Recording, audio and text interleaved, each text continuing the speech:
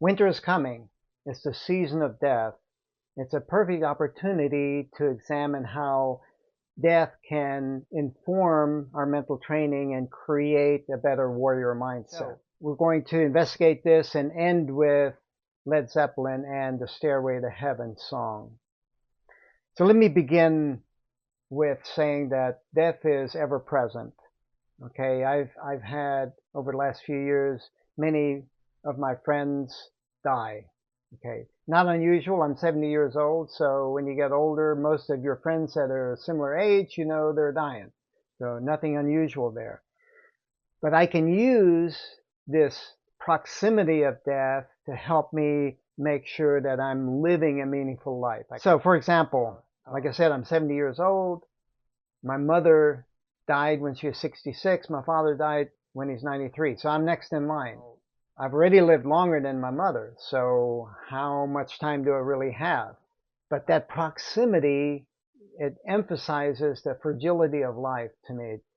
There's a kind of sadness about how short life is, and will I have enough time to really do everything that is meaningful to me that I want to do? A meaningful life, that matters. I think we all want to live a life that matters. Like when we die, we want people to say, yeah, that person lived a meaningful life. I think. And so what I want to do is to read a few quotes and reference some of the literature, the warrior literature on death. So the first one is from Carlos Castaneda, A Separate Reality. And here, Don Juan is Carlos's mentor. He says, a warrior thinks of his death when things become unclear. Well, things can seem really unclear sometimes. You can feel lost, not knowing which direction your life is going. So we need to explore ways that we can bring some clarity to the whole process. We can start developing that clarity by understanding the illusion of immortality. A great example of it is the Gilgamesh. Yes. Gilgamesh is a king of a city called Uruk in Mesopotamia, and he's very arrogant, and he sees the world through a veil, through that creates an illusion for how he's perceiving life.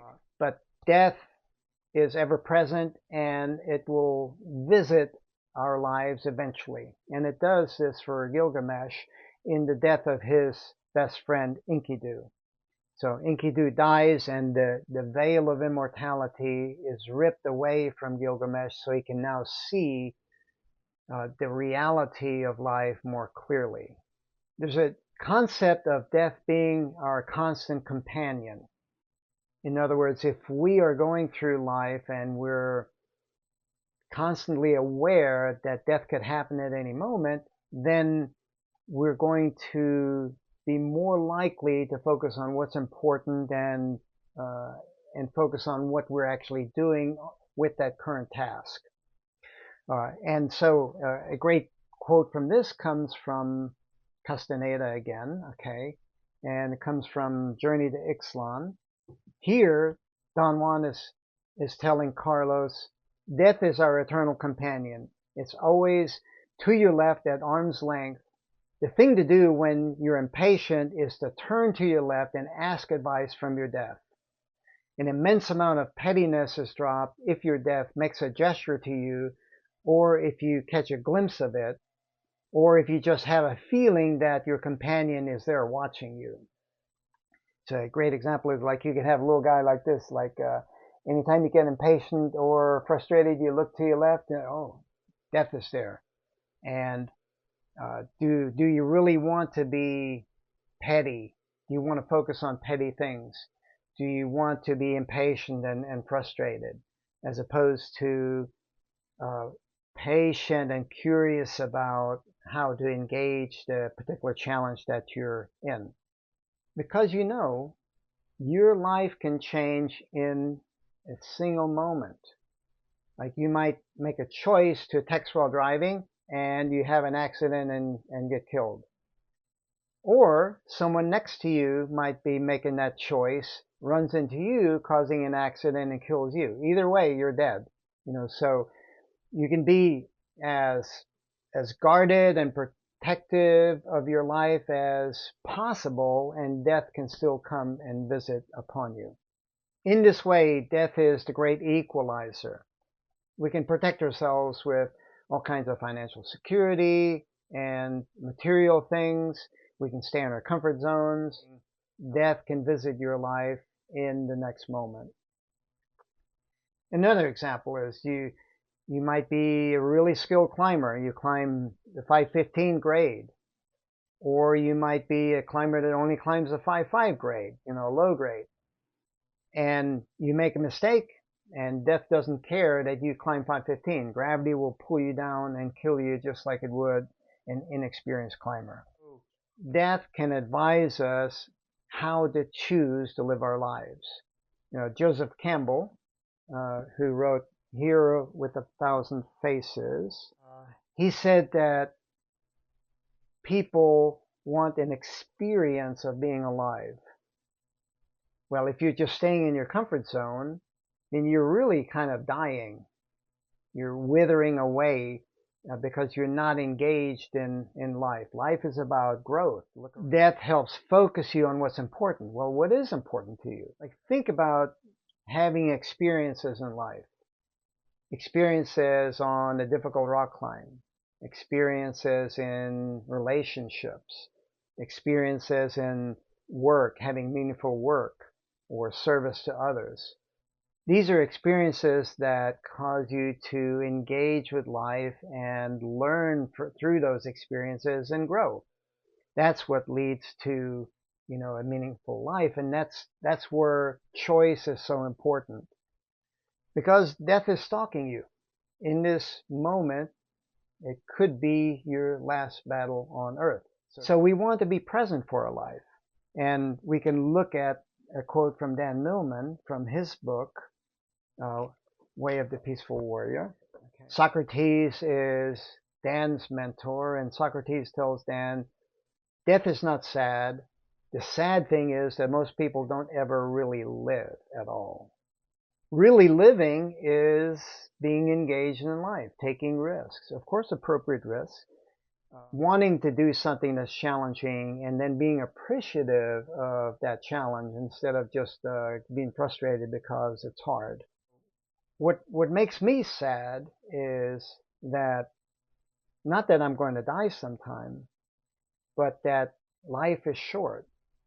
Like, I don't know how many more years I have. Like I said earlier, I don't know if I'm going to have enough years, enough time to do everything that I want to do in this life, what I want to contribute and achieve. And so it makes me want to focus today and tomorrow and the next day on doing the things that are most important to me. As we close this lesson, we can see like what is reflected when you reflect on your life. And a great example of this comes from Led Zeppelin and their song Stairway to Heaven.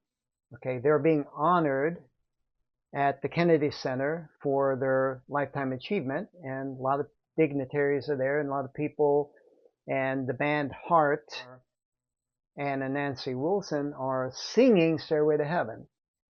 You can look at the faces of Robert Plant, the singer, and Jimmy Page, the guitarist, in particular, and you can see something in their faces, about how they're engaged in this honoring of their life achievement. Well, Jimmy Page is smiling in acknowledgement, like he's hearing these familiar riffs that he's played, all his life. Robert Plant has a different affect on his face. Most of the time, especially toward the end of the song, you see a certain sadness that seems to sense the gravity of the situation. The next generation is playing their song. I think he realizes he's made a choice to live a meaningful life. His life mattered. He's leaving behind a life that mattered. And he also realizes that, he's in the checkout generation like I am. He's on the way out. if we just listen to some of the words of that song, it can kind of inform us. It kind of ties into how we understand how death can inform us how to live. So in the song, it says, yes, there are two paths you can go by, but in the long run, there's still time to change the road you're on. It's not too late. You can begin again. You can choose today in how you want to live a life that is meaningful and leave a life that mattered in how you impacted others. How have you chosen? Have you chosen a life that mattered? If not, there's still time to change the road you're on. So the practice tip for this lesson, I call it a cool tool, and that is you're going to get impatient, frustrated, and other limiting behaviors that aren't very warrior-like. Use death to realign you toward more helpful behaviors like patience and curiosity, so you can use your attention impeccably. So first, notice the behavior, frustration or impatience, and then look to your left shoulder. Remember, death is stalking you right there. And to remind yourself that death is ever present, the possibility of it. Number two, smile in acknowledgement that you acknowledge that death is ever present, so that you can shift your attention toward what's most important in your life. And then number three, use patience and curiosity to examine what you value. Are you really focusing on what's truly important? Demanding rock climbs, meaningful work, relationships. Just remember, this moment may be your last battle on earth. How will you live it?